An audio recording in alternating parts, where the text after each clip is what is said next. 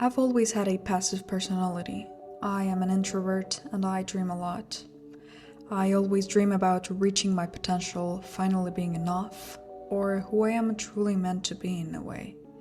And I dream about traveling freely, exploiting my creativity by creating a lot, painting a lot, and being with friends and family.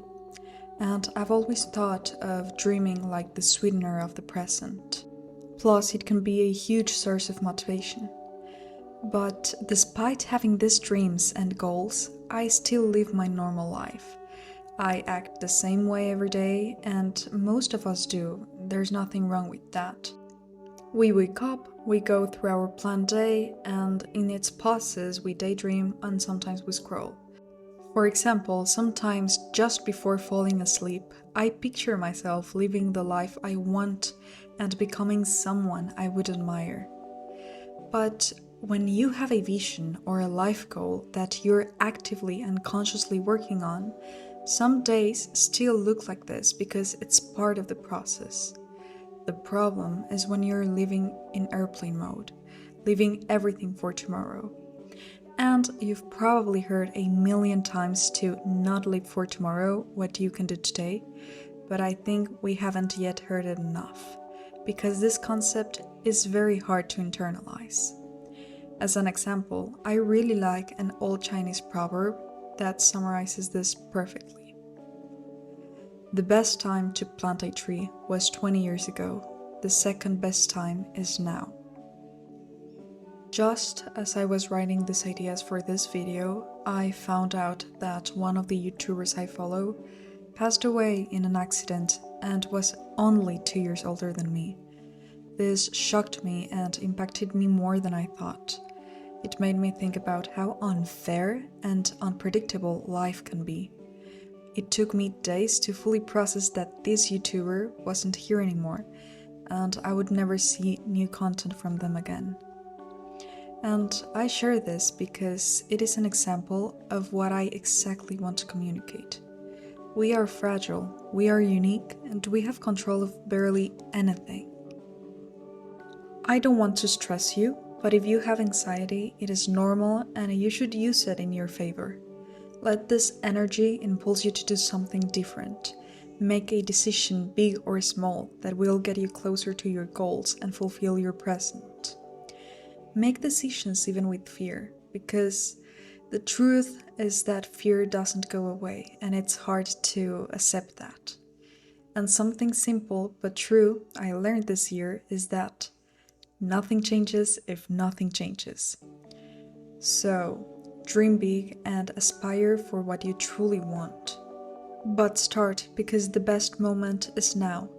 And maybe this advice sounds a bit cheesy or this sounds a bit too motivational, but I started writing this and want to communicate it because I had one of those life realizations when you realize that you only got one life and it can be over anytime. So I truly want to share this message and get you motivated to do what you want with your life. Having this said, always remember the value of the present, because the future is uncertain and unguaranteed. So I believe the key is to balance vision and reality, because your future and your goals don't have a finishing line to which you arrive and can say, I made it. Think about how many past goals you've already achieved, like finishing high school or college, getting that job you wanted, nailing that dance step, finishing that project, or whatever you liked. Keep in mind, the future will turn into the present.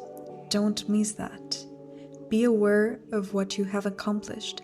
The only certain finishing line is death. And please let this be a motivator to take the most out of life, not to leave behind fear. Live with fear, but still live.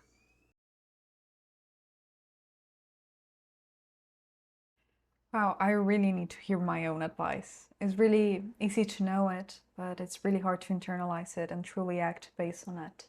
So here's the final result. I am really happy with it. I made this because I'm in a point in my life where I am about to change my life completely. I am about to move to a different country to study something different that I've never studied before, which is fashion styling, and I'm really excited about. It's just a huge change for me.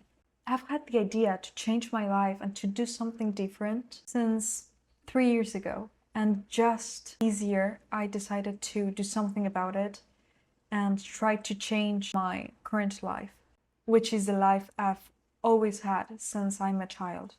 So that's why this artwork is titled Tired of Waiting, because I got tired of waiting and decided to act and do something with my life. And there are a lot of hidden details that show this intention of being tired of waiting and trying to do something about it.